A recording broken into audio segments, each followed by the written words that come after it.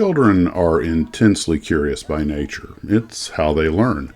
And one of the things they're often most curious of is what their parents are doing. If dad's doing something, the kids want to do it also. And that especially applies to dad's hobbies, if it's building models in particularly. I recently got a copy of the Aurora Model Kits book from Mr. Van Osh, and while I was flipping through it, my wife said, my father used to have some of those models. And I was like, what? I didn't know your dad built models.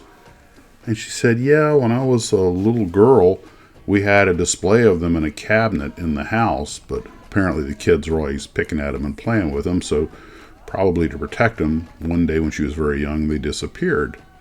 Well, some years later, when she was still a young girl, she was out playing in the backyard when she saw the storage shed in the back of the house had a broken window. And again, children being intensely curious, she stacked up some bricks, climbed up, peeked through, and lo and behold, there were the model kits. They'd been moved out to the shed. Some of them were still in boxes, some were set up where you could see them, others were partially covered.